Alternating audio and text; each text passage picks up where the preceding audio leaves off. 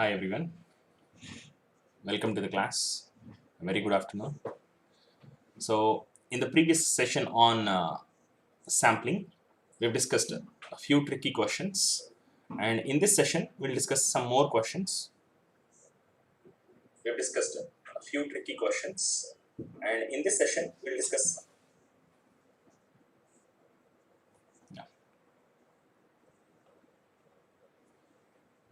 right. So I've given you some practice questions as well in the previous class, and I've shared the PDF also in our group, in Telegram group. Fine. So let us try this question. This is also a very good question.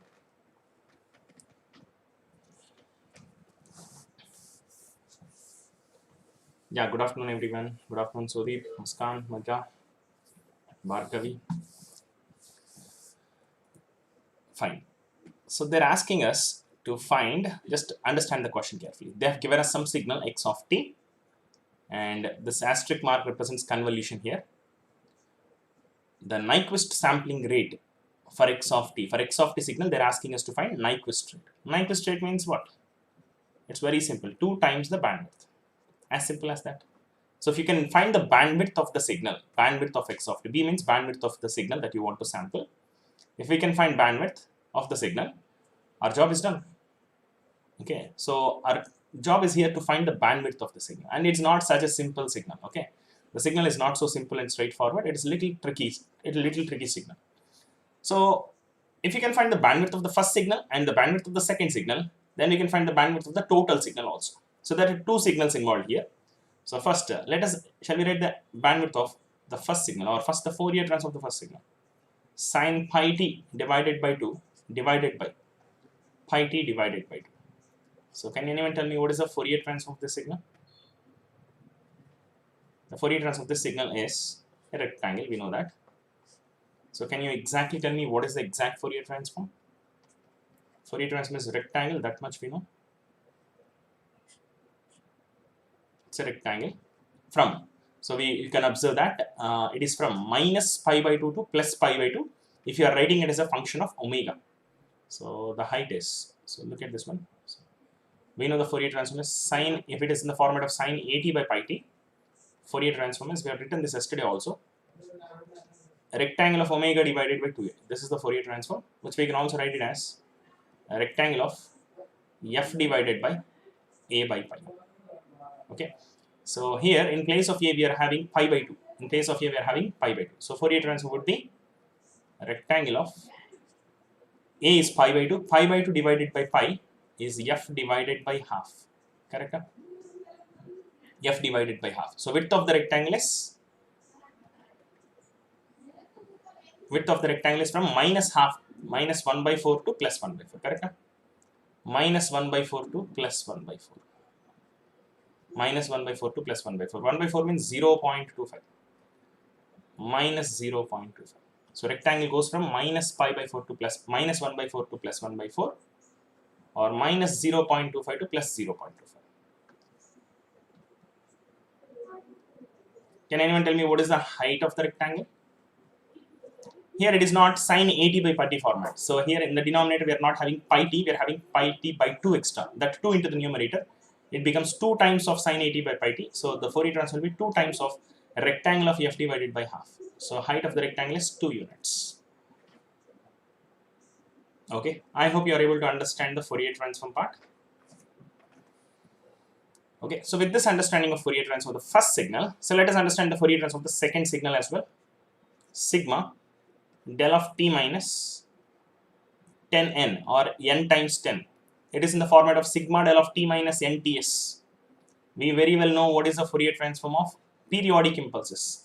Fourier transform of periodic impulses is again periodic impulses only. Periodic impulses only. So Fourier transform means the variable here is f. So periodic impulses with variable as f, and period. The periodicity in frequency domain is inverse of periodicity in time domain. In time domain the periodicity is 10. So in frequency domain the periodicity will be 1 by 10, where n runs from minus infinity to plus infinity. And if you remember, the Fourier transform of periodic impulse is 1 by ts. 1 by ts. Ts is here 10, 1 by 10. So this is the Fourier transform. Okay, fine. So if we plot this one, so what would be the Fourier transform? Let us plot this Fourier transform for understanding sake. If we plot, we'll get more clarity.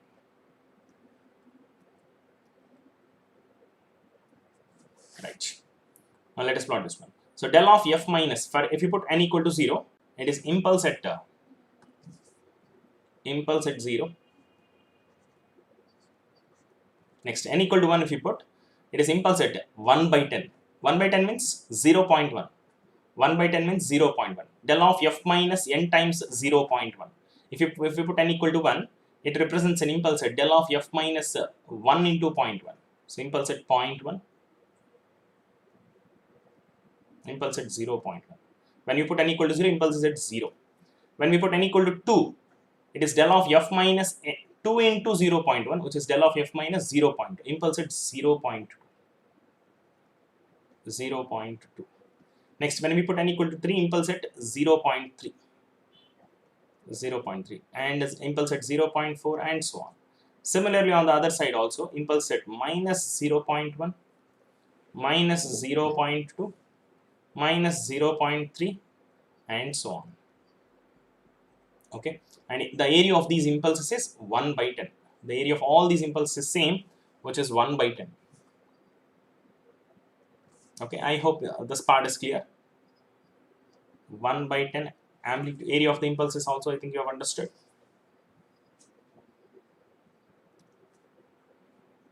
Yes, wonderful.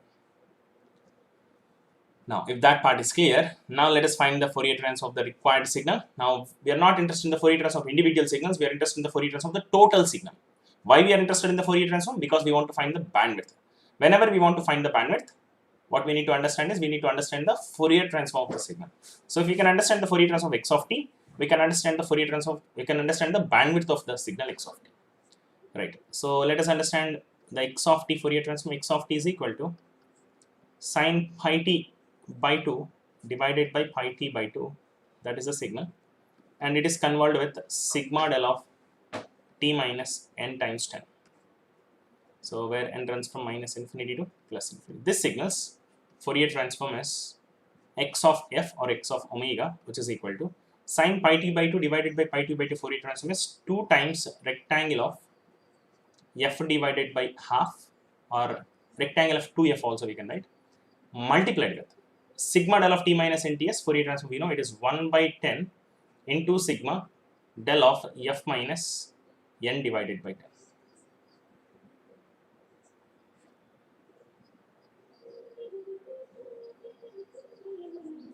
Okay, right, one second.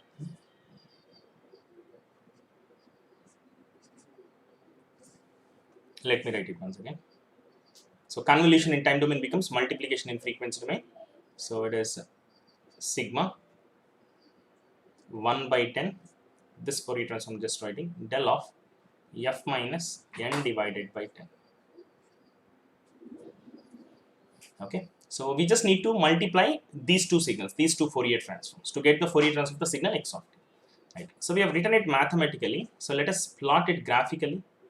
We'll understand it much better. So if you multiply this signal with this signal, what happens? The impulse at 0 is multiplied with 2. So what happens? The result will still be an impulse at 0.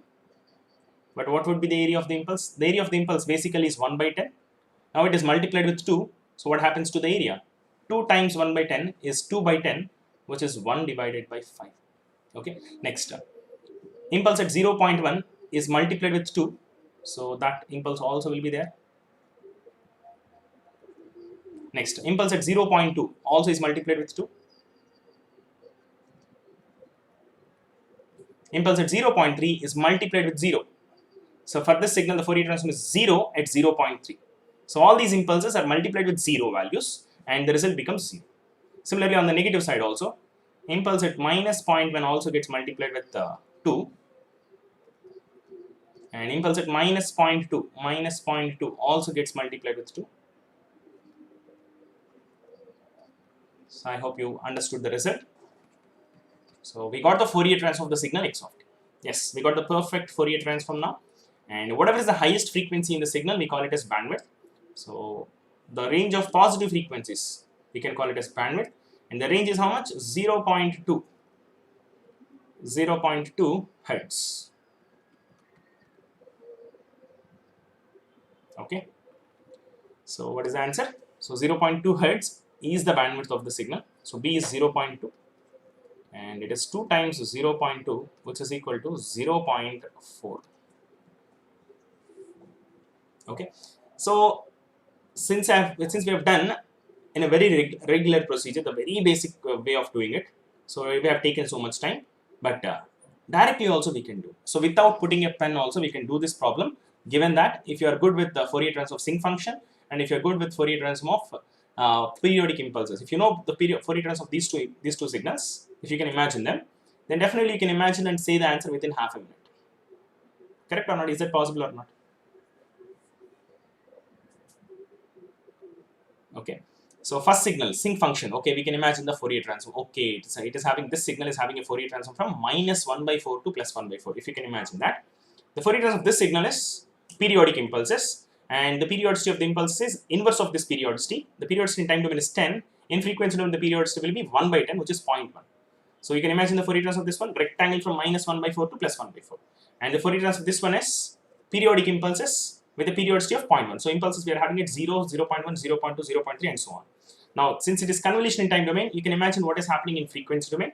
You can observe that first impulse at 0, impulse at 0.1, impulse at 0.2, only they will remain after multiplication with the Fourier transform of this signal. So you can imagine this Fourier transform directly also, provided you are good with the signals basics. Okay, I hope you understood. So shall we move on to the next question? If you are having any confusions, you can ask me.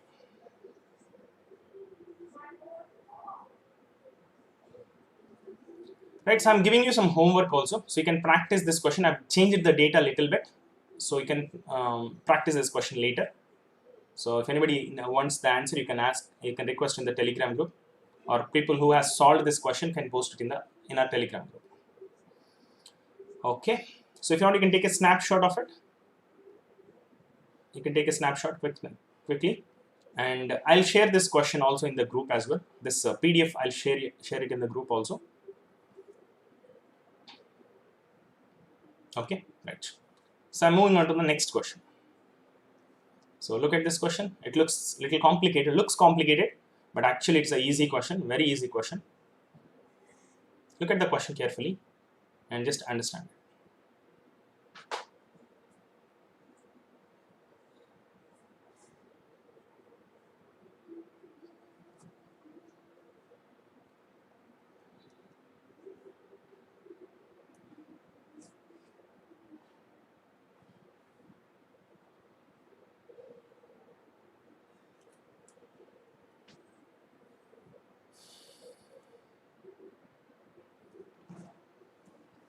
Signal x of t is being sampled here. Signal x of t is having frequencies. What frequencies is the signal having? 7 kilohertz, -7 kilohertz and +7 kilohertz. -7 kilohertz and +7 kilohertz. And it is sampled at 9,000 samples per second. Sampling rate is given as 9,000. The sample signal is given as input to ideal low pass filter with frequency response like this. So what can you understand from this frequency response? Is there anything that you can decide from this frequency response? What do you understand from the frequency response of the filter? What they're saying is h of f is 1 for frequencies for mod f less than 12. Mod f less than 12 means it is from -12 to +12. -12 kilohertz to +12 kilohertz, the frequency response is 1 unit, which means this filter will allow all the frequencies from -12 kilohertz to +12 kilohertz, and it will block the remaining frequencies. Okay, they're asking what is the number of sinusoids in the output and their frequencies in kilohertz. That should be an easy question, right? I think Sodip has already done it. Very good, wonderful. Right, so we know a procedure for this. We know a very easy procedure to do this kind of problems. We have done this kind of problems in the class also, in the regular class also. So x of f, the Fourier transform of x of t consists of what frequencies? -7 kilohertz and +7 kilohertz. and the signal x of t is sampled in time domain. If you sample in time domain, in frequency domain, what happens is it becomes periodic. The Fourier transform becomes periodically repeated. So it becomes periodically repeated, which means Fourier transform of sampled signal not only consists of x of f, it is also consists of x of f minus fs. It also consists of x of f minus 2fs. It also consists of x of f minus 3fs and so on. Okay. So instead of plotting the spectrum, we are just writing the location of the impulses present in the spectrum. Yes, minus 7k plus 7k. If you shift it by fs towards right side, x of f minus fs, which means frequencies in x of f shifted towards right side by 9000. So add 9000 to these frequencies, minus 7000 plus 9000. What is that? Minus 7000 plus 9000 is 2000. 7000 plus 9000 is 16,000. Okay, right, that's it. So these two frequencies in x of f, if you shift it by fs towards right side, the new frequencies are 2 kHz and 16 kHz. Now let us plot x of, instead of plotting, let us write the location of frequencies in x of f minus 2fs. So 2fs means 18,000. So shift these frequencies towards right side by 18,000, which means add 18,000 to this. Minus 7,000 plus 18,000 is 11,000. 7,000 plus 18,000 is 25,000. Right? Yes, these are the frequencies. Now we are passing all these frequencies through a low pass filter with the cutoff frequency 12 kHz. So frequencies less than 12 kHz will be allowed. 2 kHz will be allowed. 7 kHz will be allowed. 11 kHz also will be allowed. So these are the three frequencies which will be allowed by the filter, and remaining frequencies will be blocked. So 7 kilo, 2 kilo, 11 kilo are allowed means minus 7 kilo, minus 2 kilo, minus 11 kilo also will be present, and they also will be allowed. Okay. Now they are asking us, what is the number of sinusoids in the output? How many sinusoids? Because there are three frequencies, three positive frequencies and the corresponding negative frequencies, how many sinusoids will be there? 7k and minus 7k frequency together, we can say one sinusoid. 2k and minus 2k together, one sinusoid. 11k and minus 11k together, one sinusoid. So totally 3 sinusoids will be there. 3 sinusoids will be there. And the frequencies of the sinusoids are 2 kHz, 7 kHz and 11 kHz. So option B should be the right answer.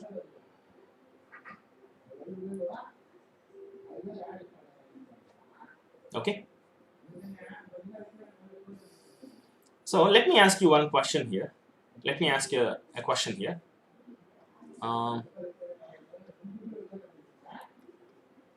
Find the output, exact output. I'm asking you the equation at the output of the low pass filter.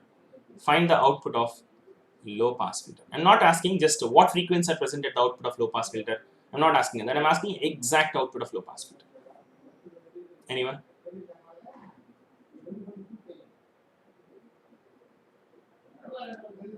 Bunty, you're asking how to know sinusoid. Okay. See this one. Original signal is sinusoid, no? Original signal is sinusoid whose Fourier transform. Or every sinusoidal signal consists of Fourier transform as impulses at 7,000, for example. If I plot cos 14,000 pi t, okay, here it is sine, right? Okay.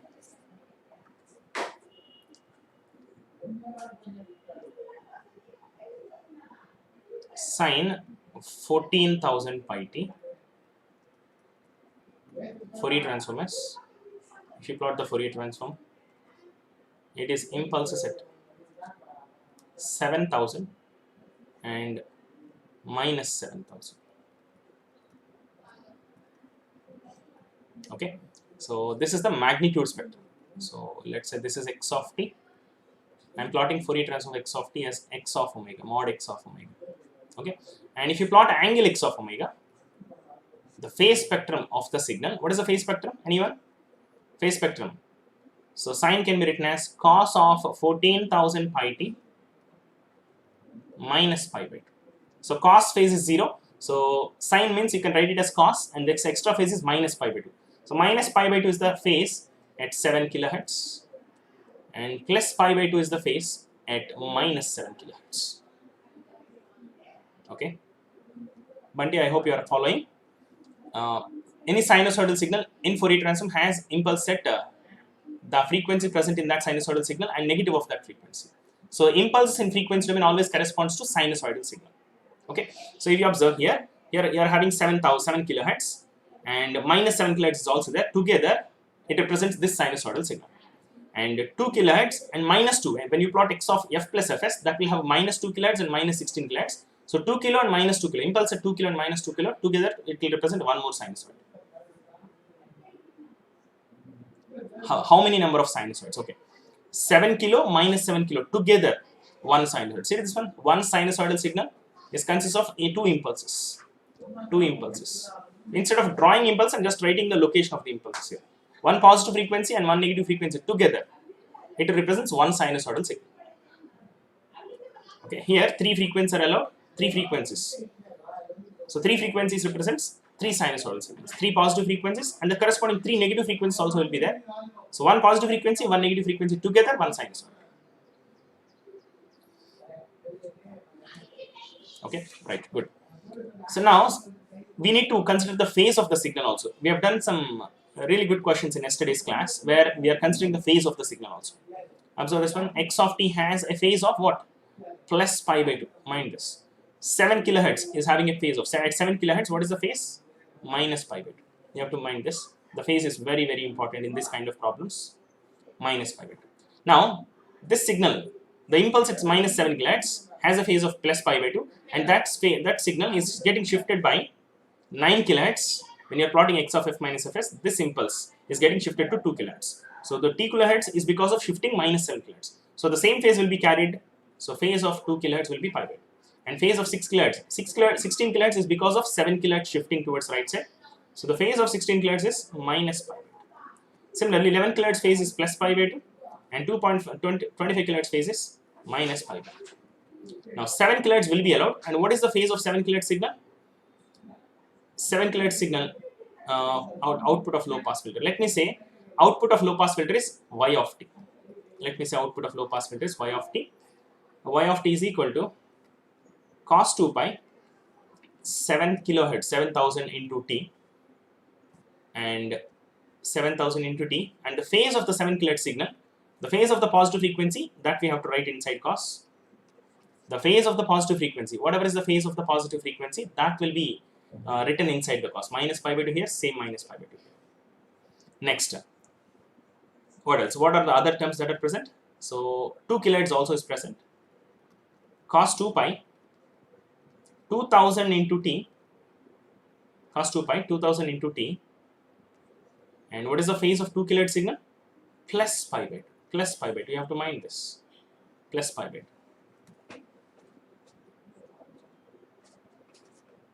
Is that okay? Yeah, wonderful. Next, third signal. So 11 kilohertz signal is also allowed. So that signal can be written as cos 2 pi 11,000 into t minus, what is the phase of 11 kilohertz signal? Plus pi by 2.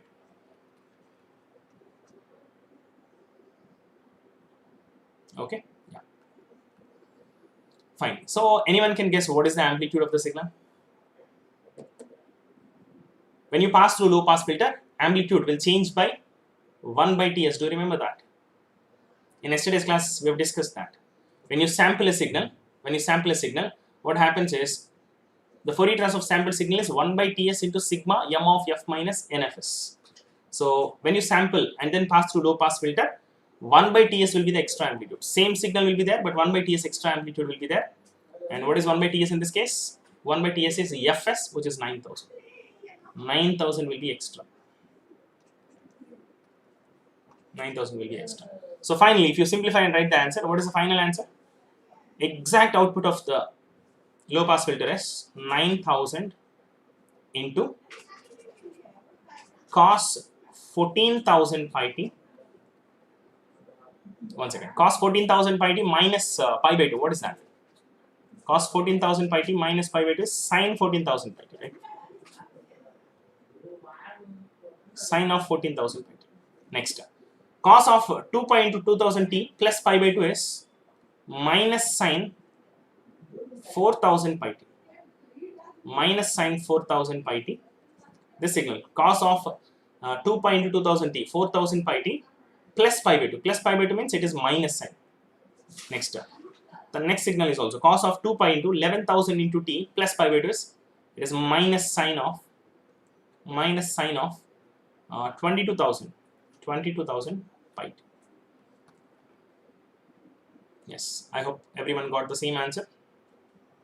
All of them are multiplied with 9,000. Okay. Any slight confusions? Just practice it once again. To get confidence, you just practice it once again. So we've done these kind of problems in yesterday's class also.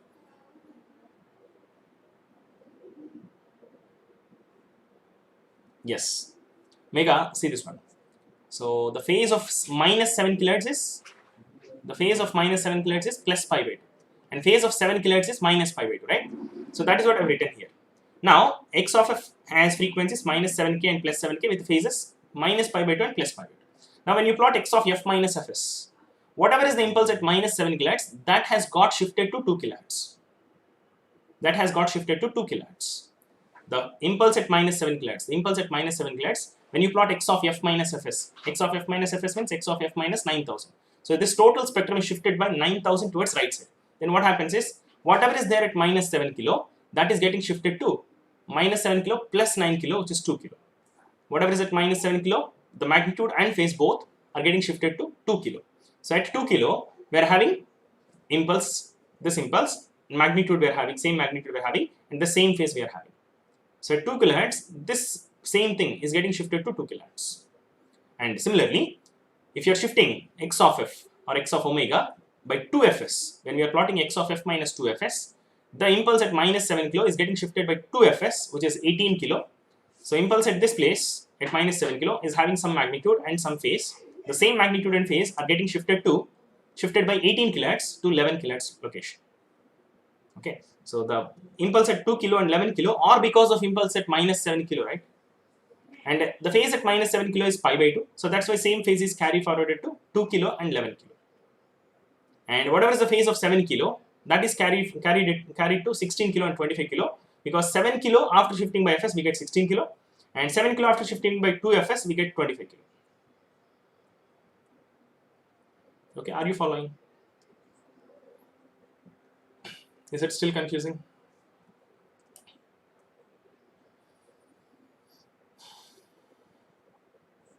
If there is a confusion, what I would suggest you is, so sampled signal. So sampled signal Fourier transform, sampled signal can be imagined as message signal multiplied with periodic impulses, whose Fourier transform can be written as 1 by Ts into sigma m of f minus n times fs. We have discussed this multiple times, right? So Fourier transform of any sample signal, I'd ask you to remember this. So this is what we have used here.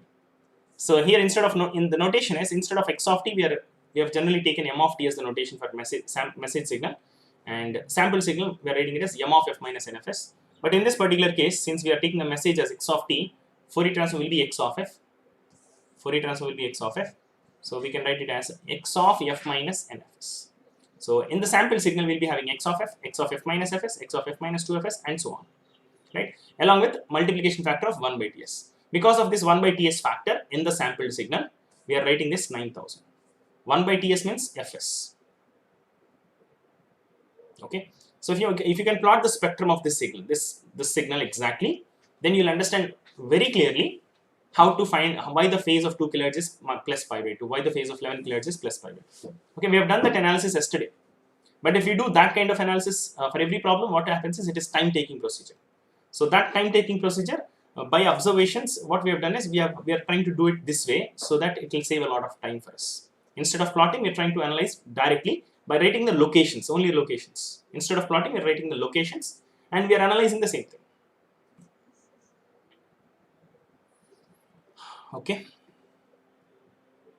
So fine then.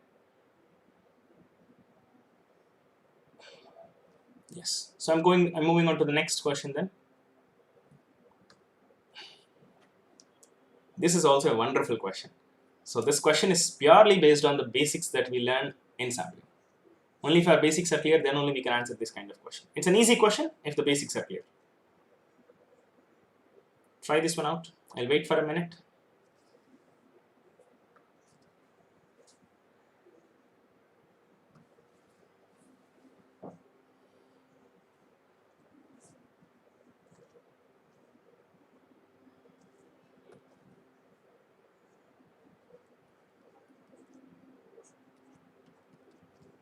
a signal x of t is having a bandwidth of 5 kHz. We don't know what is the Fourier transform of the signal, but one thing we know the bandwidth of the signal is 5 kHz. We don't know the shape of the Fourier transform, but we know the bandwidth, which means highest frequency in the signal, highest positive frequency is 5 kHz. From that understanding, I have just plotted some shape. Okay, you can plot some other shape also, no problem. From the given data bandwidth, I have plotted the Fourier transform, some Fourier transform. X of f I've taken. Okay, yeah. Right. Next, the signal, it is sampled at sampling rate. It is sampling rate. Okay, so some typing mistake here. It is sampling rate fs.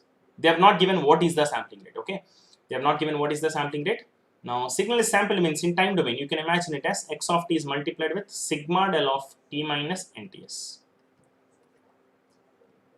Sigma n running from minus infinity to plus infinity. Fourier transform will be 1 by ts into sigma x of f minus n times fs, where n runs from minus infinity to plus infinity. This is the Fourier transform. Let us plot the Fourier transform now. Let us plot the Fourier transform.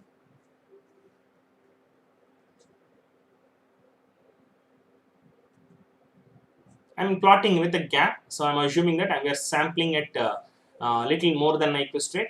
That is why there is a gap. If you are sampling at less than Nyquist rate, then what happens? Aliasing will happen, right? So we don't know what is the sampling rate, so I am writing it as fs only. So this is minus 5 kilo, this is plus 5 kilo. Can you tell me what is this value?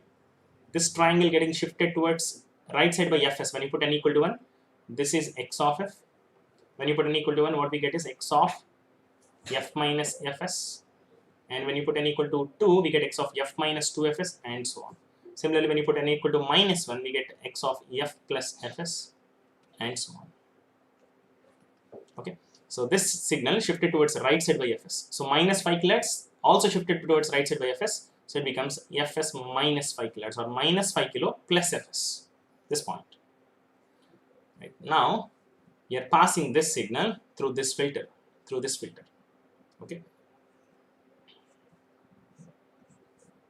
Let me plot this filter. The filter is h of f characteristics. So how is the filter? It allows frequencies till 6 kHz, and after that it is decreasing characteristics like this.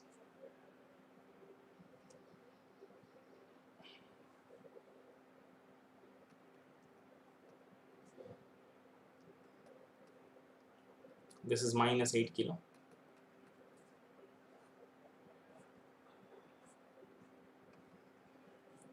So when we are passing through this filter, what happens is, in frequency domain, so if you are passing through the filter, so let's say this is the filter, output is equal to, input is, right, in time domain input is, in time domain it is getting converted, in frequency domain it is going to be multiplication. The Fourier transform gets multiplied. The Fourier transform of a signal and Fourier transform of the system, they get multiplied, and the output of low pass filter is x of f multiplied with h of f. In time domain it would have been different, right? So this sigma does x of f minus nfs, that is multiplied with h of f. Okay, yeah, fine. So these two are getting multiplied. Now what they are asking us is, the signal x of t is reconstructed using the reconstruction filter h of f, whose magnitude response is shown in the figure. They are asking us what the minimum sampling rate in kilohertz for perfect reconstruction of x of t is. They are asking us to find the minimum sampling rate. So you might say that the minimum sampling rate is 5 kilohertz. Minimum sampling rate is 10 kilohertz because the bandwidth of the signal is 5 kilo. But no, that's not true. If they are not giving this filter, if they are asking what is the minimum sampling rate required to sample the signal so that we can reconstruct without aliasing, if they ask you simple that question, then the answer is fs equal to 2b, which is equal to 10 kilo samples per second or 10 kilohertz. Fine, but they're giving particular filter. By using this filter, they want us to reconstruct properly. So if you want to reconstruct properly with this filter, with the help of this filter, then what is the minimum sampling rate they're asking? So this question is little different from the regular question. In the regular question, when they're saying minimum sampling rate, we just write it as 2b, Nyquist rate. But here it is different. So observe this one. So when you are passing through this filter, yes, first signal is allowed properly. There is no problem with the first signal. And we want only this signal, right? We want only this signal. We want only this signal. So when you get only this signal, then only reconstruction is proper. For perfect reconstruction, we want only this output. But there is a chance of this triangle also being allowed, right? There is a chance that this triangle also being allowed. Because this filter is there till 8 kilohertz. If these frequencies are present before 8 kilohertz, if this tail of this triangle is present before 8 kilohertz, some part of this triangle is also allowed here, which means perfect reconstruction will not happen. Only if original signal is present, then only perfect reconstruction has happened. So if you find the inverse Fourier transform, you'll get x of t only if you don't get any tails here. Only this part, or this part, if it is not allowed by the filter. And that happens only if this point is greater than this 8 kilohertz point. So this happens. This will be the output. This will be the perfect reconstruction only if fs minus 5 kilohertz point, fs minus 5 kilohertz point, if it is greater than 8 kilohertz, then we will not plot like this. Then we will not plot like this. Then we'll plot with this one with more gap. Here more gap will be there if you want this point to be more than this point. So if this happens, what should be fs value? Fs value should be greater than, equal to is also fine, no? It's greater than or equal to 5 kilo onto the other side. 5 kilo plus 8 kilo is 13 kilo. Correct? So if you sample at 13 kilohertz, what happens is this will be repeating periodically at 13 kilohertz. So this triangle gets shifted by 13 kilohertz and this minus 5 kilohertz gets shifted to 8 kilo. Minus 5 kilo plus 13 kilo is 8 kilo. This point becomes 8 kilo. And this point is also 8 kilo. Then what happens is only this triangle will be allowed. This triangle will not be allowed because sampling is in such a manner that this starting frequency of the second triangle is 8 kilohertz. Minimum 13 kilohertz, no problem. Anything more than 30 kilohertz, we are okay with that. We can perfectly reconstruct with any sampling rate greater than or equal to 13 kilohertz. Since they are asking minimum sampling rate, it will be 13 kilohertz. It's a little different from the regular question. Without this h of f, if they are asking the question, then the answer would be 10 kilohertz only. But because of this filter, because the filter characteristics is in such a manner that it may allow neighboring signal spectrum also. So that's why we have to be careful in analyzing the sampling rate here.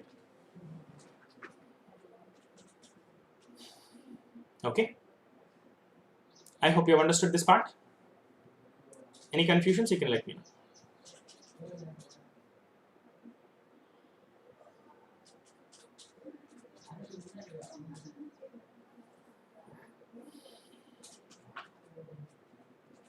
Okay, then, right. Next question. I'm moving on to the next question. Right, this is a GATE 2019 question. Very good question. We have to understand things carefully.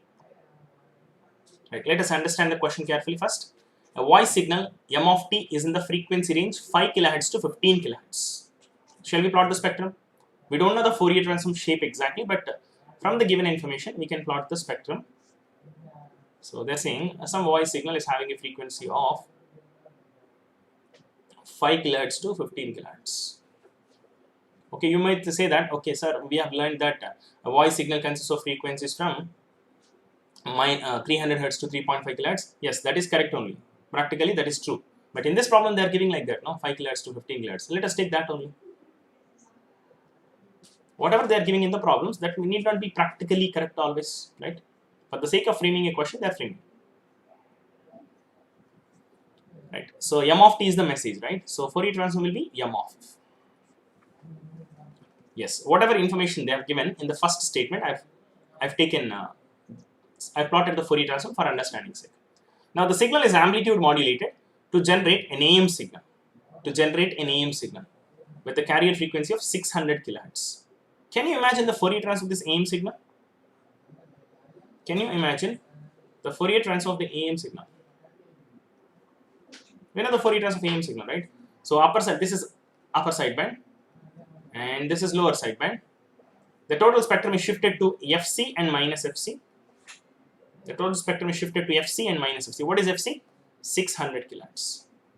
This spectrum, exact spectrum, is shifted to 600 kHz and minus 600 kHz. And since it is amplitude modulation, there will be an impulse at the carrier also. There will be an extra carrier term. First term is a cos 2 pi f ct will consist of impulse at 6000 pi fc and minus fc.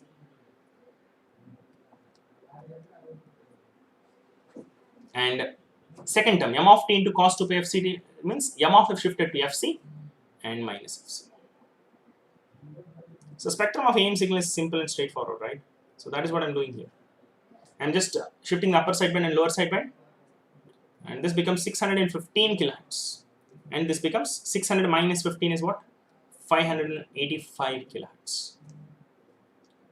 This is minus 615 kilohertz, and this is minus 585 kilohertz. Okay.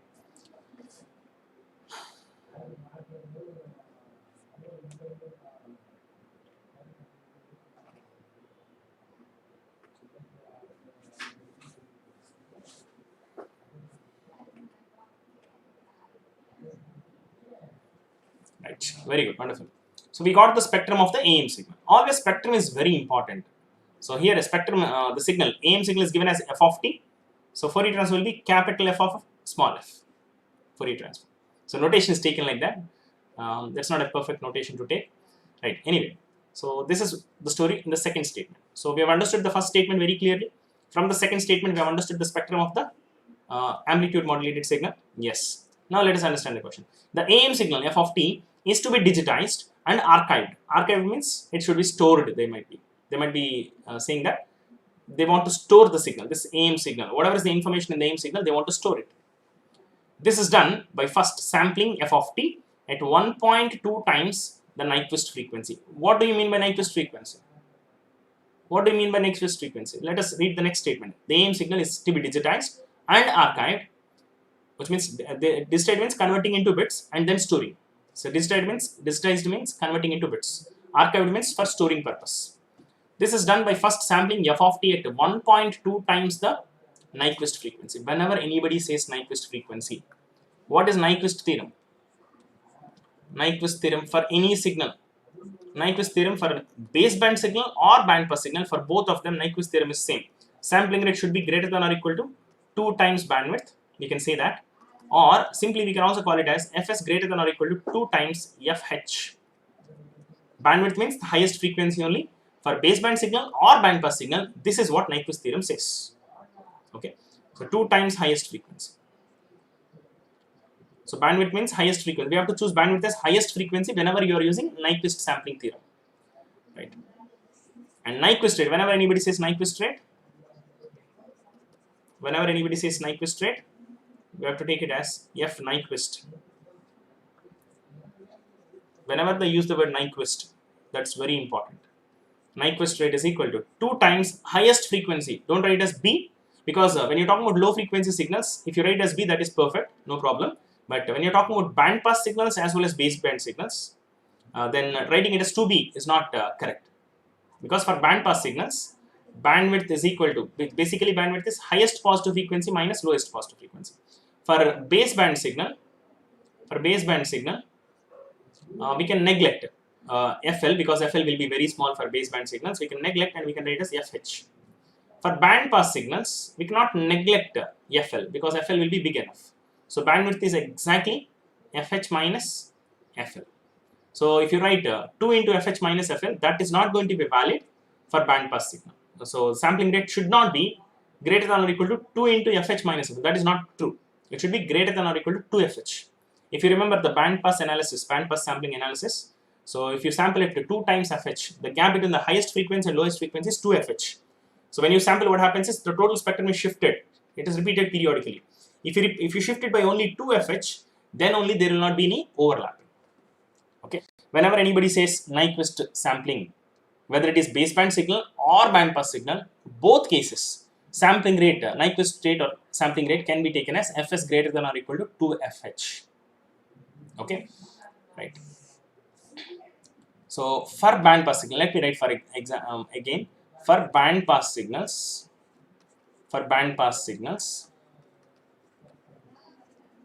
whenever anybody says Nyquist theorem, what the Nyquist theorem says for bandpass signals is,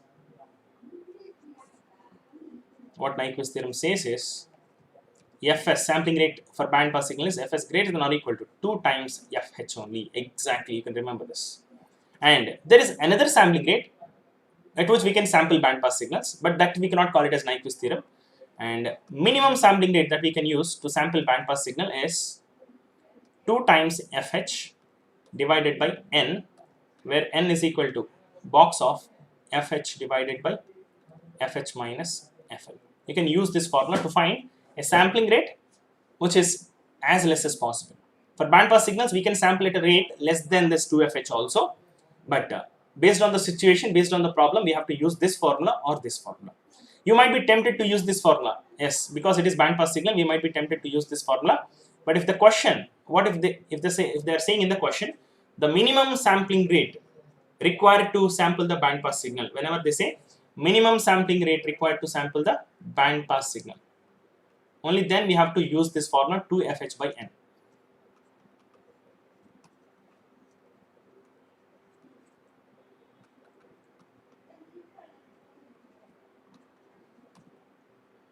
So whenever we are dealing with bandpass signals, we have to be careful with the question. If they are saying Nyquist theorem, blindly use this formula without any doubt. Whenever they are saying minimum sampling rate required, yes, we can use this. So whenever we want to digitize, which means we want to convert into bits and store, for bandpass signals also we have to use Nyquist theorem only. So we have to use this fs greater than or equal to 2fh only, we have to sample if we want to digitize. But we are sampling for some other purpose. There might be some situations where we want to sample for some other purposes, not for digitization purposes, but for some other purposes. If you want to sample and if you want to reconstruct again, then this sampling rate is best because this requires very less number of samples.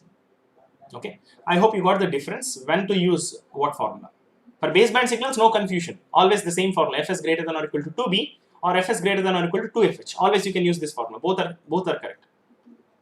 Both are correct for baseband signals, for baseband or low frequency signals. No confusion for baseband signals. Whenever they are asking a question on bandpass signals, it might be little confusing whether we have to use this formula or this formula. First one we use only when they are saying the word Nyquist theorem, or when they are saying we are converting into bits, when they are saying digitization. Okay, in that situations we have to use Nyquist theorem. Whenever they are saying minimum sampling rate required to sample the signal, then you have to use this. Okay. Yeah, max is 2fl by n minus 1, but in that remembering that is not necessary actually. But if you remember the derivation, yes, it should start from 2fh by n, and it should the maximum is 2fl by n minus 1. That is fine. But generally they'll ask the minimum sampling rate only, right? So that's why remembering this 2fh by n, that is sufficient. For students who are attending this class for the first time, for their sake, I'm explaining once again. This box operator means taking only the integer part of this one. Whatever is the inside value, box operator means take only the integer part of it. Okay, I hope that should make it clear for you. Now let us do the problem. Right. Now they're saying this is done by first sampling f of t. F of t they are sampling at the rate of 1.2 times Nyquist frequency. Can anyone tell me what is the Nyquist frequency here? This is bandpass signal. We are trying to sample bandpass signal, and they are saying Nyquist frequency. Sampling rate is 1.2 times Nyquist frequency. And what is Nyquist frequency? 2 times fh. Don't write it as 2 times b. If you are writing it as 2 times b, you are going to write it as 2 times 30 kilohertz, which is wrong. For bandpass signals, you should write it as Nyquist frequency is 2 times fh. It's not 2 times b. They are completely different. Okay. So as we have discussed in the previous slide, it is 2 times fh. Okay, Nyquist frequency. Let me write it as Nyquist frequency also. F Nyquist for bandpass signals is also f 2 times fh. For bandpass signals, don't write it as 2b because 2b is different from 2fh. Whereas low frequency signals or baseband signals, 2b or 2fh does not make much difference. But writing 2fh is the best way to write, even for baseband signals also. Even for baseband signals also, writing 2fh is the best way. But most of the places we see it as 2b only. But remembering writing it as 2fh will be creating no confusion for you. It will be more clear. Right, so tell me what is the sampling rate that is required? So 1.2 into 2 into what is the highest frequency? The 615 kilo.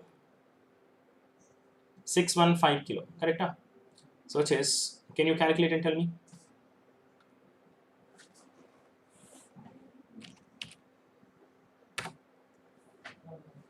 So it is 1.2 into 2 is 2.4 into 615.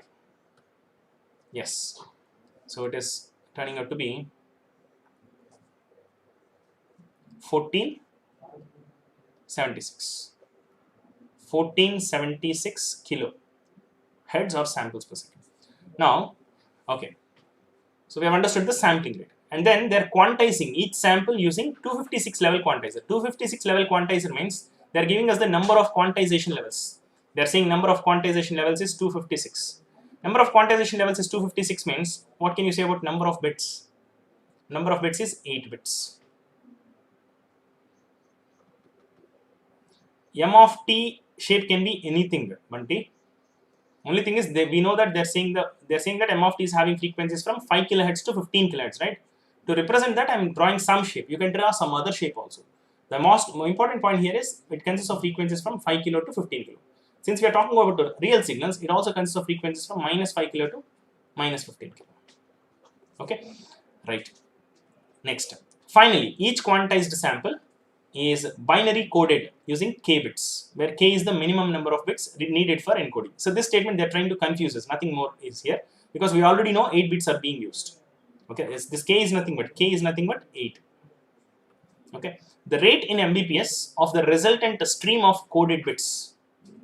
So the statement is a little different from what we generally learn. They're simply asking us to find the bit rate. What is the formula for bit rate? NFS. That's it, right? The formula for bit rate is just NFS. So we can substitute and get the answer quickly. Bit rate is equal to N is 8 into Fs is 1476 kilo, and unit of bit rate is bits per second. And I hope you can find the final answer into 8. So the answer is 11.8. Bit rate is finally answer is 11.8 808 Mbps.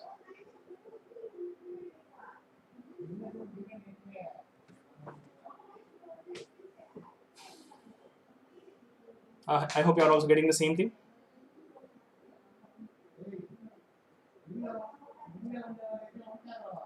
Yes, 11,808. Yes.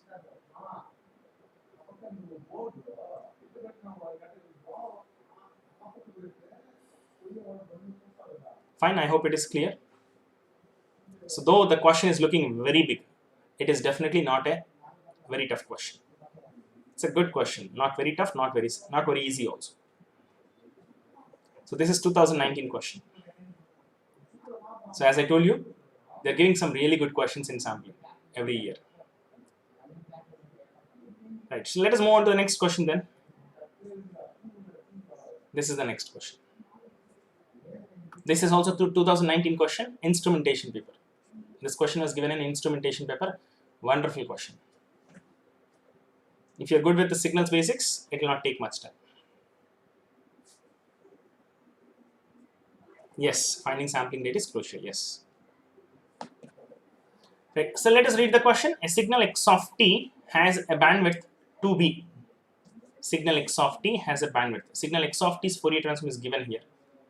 This is also given. This is also part of the given data. A signal x of t has a bandwidth of 2b. Correct or not? The spectrum also says the same thing. So the signal is having a bandwidth of 2b. About a carrier frequency, 2 gigahertz. The carrier frequency is 2 gigahertz, as shown in the figure below. In order to demodulate this signal, it is first mixed. Mixed means they are using a mixer. Okay, or what does mixer do? In mixer, we do multiplication with the local oscillator signal or sinusoidal signal. It's first mixed with a local oscillator of frequency 1.5 gigahertz. Mixer means they just generally multiply, right? And then pass through an ideal low pass filter. What they're doing is they're multiplying with a signal with frequency 1.5 gigahertz and then passing through an ideal low pass filter with cutoff frequency 2.8 gigahertz. The output of the low pass filter is then sent to digitizer ADC with a sampling rate of 1.6 gigahertz. This is a really good question. So question will be confusing, little bit confusing. You have to understand it carefully. Right, just read it once and then we'll come back again from the starting and we try to understand each and every point once again. The maximum value of small capital B so that the signal x of t can be reconstructed from its samples according to Nyquist sampling theorem. They are again saying Nyquist sampling theorem. Nyquist sampling theorem means what is the criteria? Fs should be greater than or equal to 2fh. Is this the criteria or not? Whenever they say Nyquist sampling criteria, without any confusions, sampling rate should be greater than or equal to 2fh. Yes, mixer shifts to another frequency only, but they're not exactly saying I'm passing through a mixer which converts particular frequency to particular frequency. They're not saying that, right? They're saying mixer. They're saying they're doing mixing, and they're clearly saying what they're exactly doing inside the mixer. In a practical mixer, what they do is when they give mixer as a block diagram. When anyone gives mixer as a block diagram, then what happens is we have to imagine that inside there is a multiplier and band pass filter. But here they are clearly saying, okay, they are using a multiplier and then they are using a low pass filter. Since they are using a low pass filter, they are clearly saying what is being used, how they are mixing it. So finally, mixing means it is used to convert from one frequency to another frequency. Yes, that is the same job being done here also. Here also they are doing the exact same job, not different. Right. Now let us understand this. In order to demodulate the signal, it is first mixed with the local oscillator. Okay, x of t signal. First they are passing through multiplier. Okay, first they are passing through multiplier, and the other input to multiplier. The first input to the multiplier is x of t, this signal, and other input is local oscillator signal, which is having a frequency of 1.5 gigahertz. So let us understand it as cos 2 pi 1.5 gigahertz into t, 1.5 gigahertz into t. And then after this, they are passing through low pass filter with a cutoff frequency of 2.8 gigahertz. What does this low pass filter do? It allows frequencies below 2.8 gigahertz, and this filter blocks frequencies above 2.8 gigahertz. So let me say the signal at this location is y of t, and the signal at the output of low pass filter is z of t. Okay, right. So y of t, I think we know about y of t, right? What is y of t? Y of t is nothing but x of t multiplied with cos 2 pi 1.5 giga into t.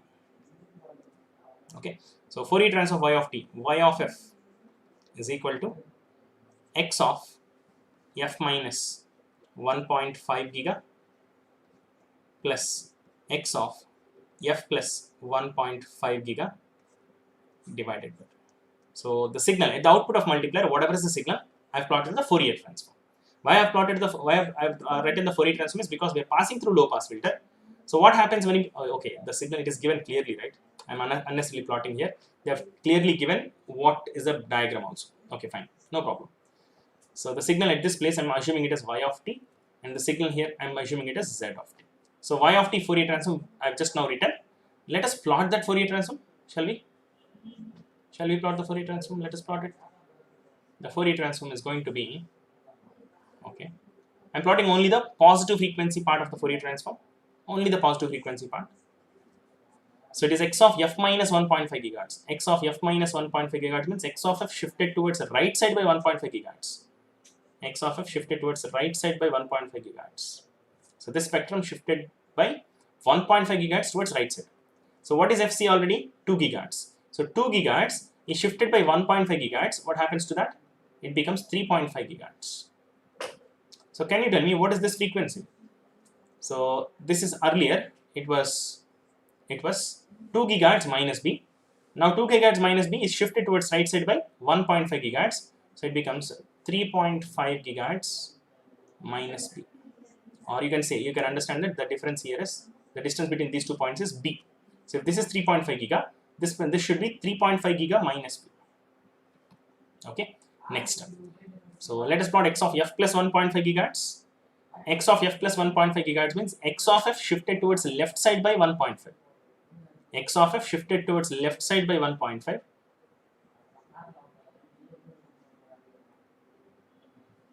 So x of f shifted towards left side by 1.5. So FC is originally 2 gigahertz. 2 gigahertz shifted towards left side by 1.5 gigahertz. It comes to 0.5 gigahertz. 0.5 gigahertz. So can you tell me what is the highest point? it is FC, the distance between these 2 points is B. So if this is 0.5 giga, this point should be 0.5 giga plus B. And this point should be 0.5 giga minus B. Okay, now you are passing through low pass filter. What does a low pass filter do? We can easily understand it. So this signal, which is y of t Fourier transform y of f, this signal is y of f. What I've plotted here is y of f. Whatever is in black is a y of f. Fourier transform of the signal at the output of mixer. Now let us pass through low pass filter. Low pass filter allows frequencies below 2.8 gigahertz. Low pass filter allows frequencies below 2.8 gigahertz.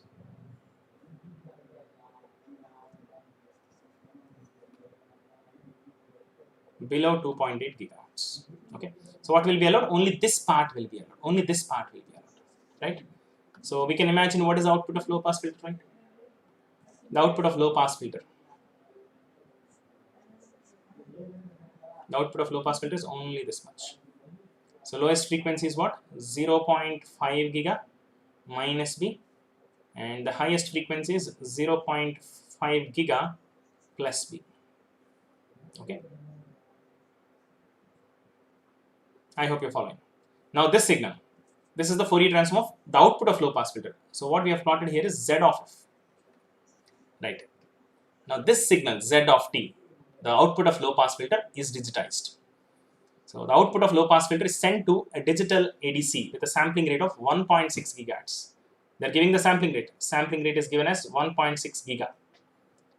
And the maximum value of B, the maximum value of capital B we don't know. We have to find this. So that the signal x of t can be reconstructed, the maximum value of B, so that the signal x of t can be reconstructed from its samples according to Nyquist sampling theorem. So let us apply Nyquist sampling theorem in this one. What is the Nyquist sampling theorem here? Sampling rate should be, because we are digitizing. I told you, whenever we are digitizing, we have to follow sampling Nyquist criteria, and they are also saying that they are using Nyquist criteria. Fs is greater than or equal to 2 times Fh. Okay, what is Fh here? 0.5 giga plus B. Correct? So 0.5 giga plus B. So it is Fs. They have already given Fs, right? They have already given Fs, and Fs is 1.6 giga. 1.6 giga is greater than or equal to 2 times Fh is what? 0.5 giga plus B. Okay, right. Let us simplify this further. I'm writing it here because of space constraint. I'm writing it here. So 1.6 giga is greater than or equal to 1.6 giga is greater than or equal to 2 times 0.5 gigahertz is 1 gigahertz plus 2b. Right, 1 gigahertz onto the other side. It is 2b less than or equal to 0.6 gigahertz, and b should be less than or equal to 0.3 gigahertz. So bandwidth, if the bandwidth is anything less than 0.3 gigahertz, if bandwidth b is 0.3 giga, see this one, this highest point will be 0.8 giga, 0.8 giga, 2 times of 0.8 giga is 1.6 giga. If b is more than that, what if b is more than 0.3 giga? Then the highest frequency will be more than 0.8 giga, and sampling rate required will be more than 1.6. So we cannot sample without aliasing problem. So bandwidth, if bandwidth is anything less than 0.3 giga, this sampling rate is okay for us. Okay, I hope you're following. And they're asking us to find the maximum value of B. What is the maximum value of B possible? B should be less than or equal to 0.3 giga. So they're asking us in megahertz, so it should be 300 megahertz. So don't even try to use the concept of minimum sampling rate required to sample the bandpass signal.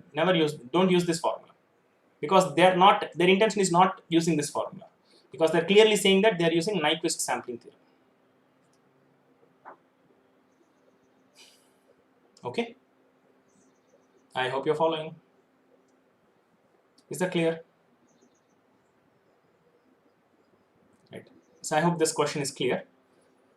So these are all the tough questions in yesterday's class and today's class, whatever we've discussed.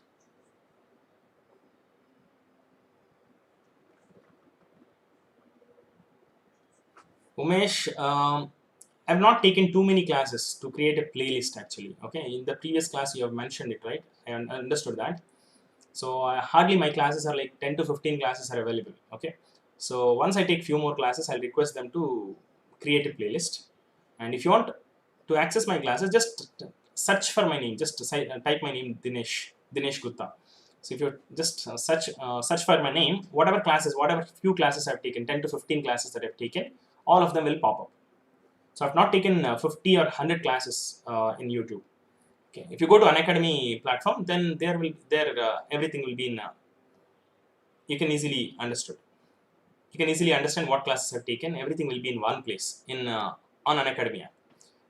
On YouTube, to create a playlist, I have not taken too many classes.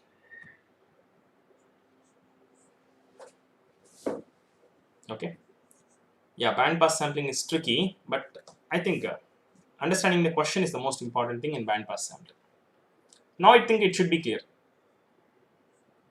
Bandpass sampling, when they say minimum sampling rate, we have to use this formula. When they say Nyquist criteria, we have to use this formula. Okay. Right then.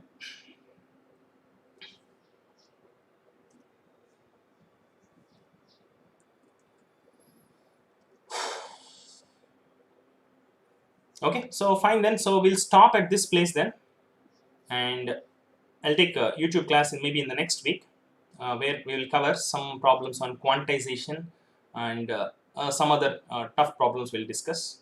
So in sampling, I've not discussed the easy questions. The questions which are like medium level to easy level, I've not discussed. So if you want them to be covered, I'll cover them in special classes. Or if you can solve them yourself, you can solve it. They're all easy questions. If there is any doubt, you can post it in the group. I'll help you in the group. Yeah, whatever questions are tricky, I've discussed them in the class, in YouTube class. Fine then, so you can leave now. So students who are not attending my regular classes, students who are not having any Unacademy subscription, you can wait for some time. I'll explain a little bit about how you can listen to our regular classes. I'll explain that. Fine, yeah. Bye Indu, bye Muskan, bye Bhargavi, bye Harshita, bye Sudeep. Yeah. Have a good day. Yeah.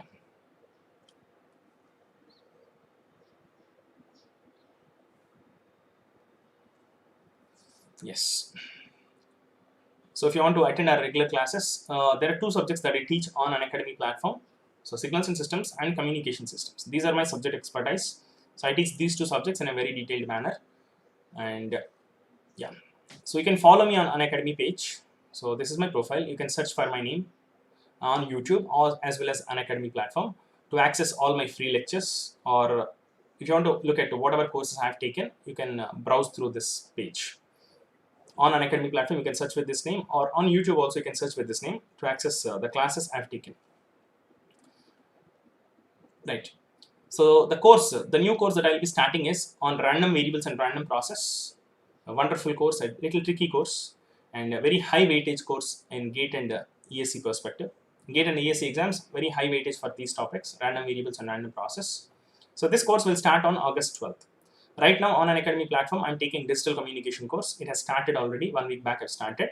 And in August 12th, from August 12th onwards, we'll be starting random variables and random process. Interested students can take subscription and attend that course. It is not a free course. You have to take subscription to attend that. Okay. And once if you take subscription, you not only can attend the live classes, the present courses, you can attend all the past courses that I've taken. Okay, so all the past courses that I've taken are available in the recorded format. You can access them at any point of time and any number of times. Okay, right. So not only my classes, once you take subscription, you can not only attend my classes, you can attend the classes of every teacher that is available on the platform. So you can see here, so there are some wonderful teachers out here. So a lot of teachers are like highly experienced. Some of them are IES rankers. These two teachers are IES rankers. So myself, I'm a GATE ranker. Here is also an IITian. Here also an IITian. Some are IITians, some are IES rankers, and some are highly experienced teachers. It's a combination, wonderful combination of very good teachers. So apart from these teachers, there are many other teachers also. They are really good teachers, and you can attend the classes of all the teachers available on the platform, and any number of times. You can attend any number of times also. From few extra advantages I'll tell you, apart from the best offline coaching centers, the quality that we are going to provide on Unacademy platform is definitely much better than the best offline coaching centers in the country. That much we can assure. And the advantages, coming to the advantages, so if you're attending an offline course, so if you don't understand a particular topic, you cannot do anything about it, right? If you're not able to completely understand in the class, after the class you have to go through the textbook and you have to spend hours together to understand it completely. Whereas in this platform, when you're attending live class, let's say you are not able to understand a particular concept because it is tough, after the class the recording will be available. You can go through the recording as many times as you want to understand it completely. And one more advantage is, let's say if you are not able to follow a particular teacher, though the teacher is teaching well, you are not able to understand him properly. So then what you can do is, there will be multiple teachers available for the same subject. So if you are not able to understand from one teacher, you can access the lectures of some other teacher also. Okay, right. So there will be multiple teachers available for every subject. So you can fix to one of the faculties. Don't try to attend the classes of multiple teachers for the same subject. It will not be too much of time consuming. It will not be efficient way of listening to the classes. Stick to one of the teachers, whoever you are comfortable, right? So, and one more advantage is, every week whatever we teach, we'll be conducting an exam on that particular topic. And at the end of every subject, we're going to conduct a subject-wise exam also. And apart from the test that we conduct, the faculty's side, apart from faculty side, Unacademy platform also has test series. So you can write test series also. So amazing advantages are there. And all these advantages you're going to get by sitting at the comfort of your home. You don't need to move. You can sit at the comfort of your home and you can access this amazing app, Unacademy app.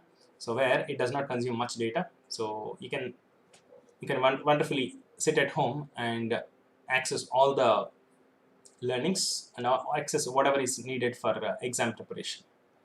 Right. So there are two batches newly started, Ascend 2-year batch course. So this is meant for students who are trying to crack GATE 2022 or ESE 2022. So for them exclusively, we're starting a batch called Ascend 2-year batch. And one more batch is for semester exams. Students who are preparing for semester exams, to make their preparation easy, we're starting a batch called Explore batches. So where topics will be covered with respect to semester exam syllabus. Okay. So semester perspective, we'll cover the syllabus. So these are the team. This is the team which will take the classes for both these batches. Right. So coming to the last part and the most important part, the fees. The fees for subscription is very, very less compared to the best offline coaching centers. This is like 1/3 or 1/4. And one more thing is, you can subscribe for 12 months, and along with apart from 12 months, you can also subscribe for only 6 months or only 3 months or only 1 month also. Similarly, you can subscribe for 24 months also. So based on your requirement, you can subscribe for any number of months. So if you just want to try out the platform and see how it is, you can just try out for 1 month subscription, and later on, if you like it, you can extend the subscription. And if your preparation is almost complete, and if you are in requirement of only few subjects, 1 or 2 subjects, then you can take a 3-month subscription to prepare for those few subjects from the Unacademy platform. And similarly, if you're having few more subjects, then it's better to take 6-month subscription.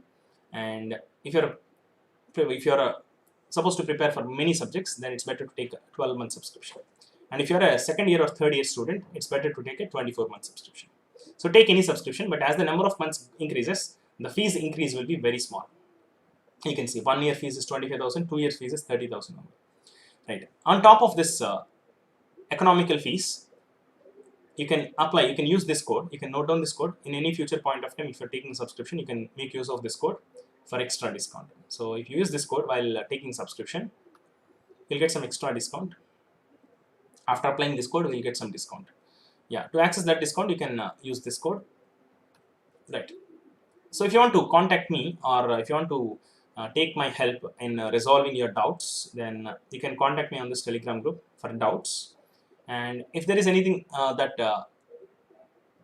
you want me to address, you can contact me on my personal Telegram ID. Okay. Anything you want to know from me personally, like any guidance you require, you can contact me on this Telegram ID. And if you are having any subjective doubts on signals and communications, you can post it in the group.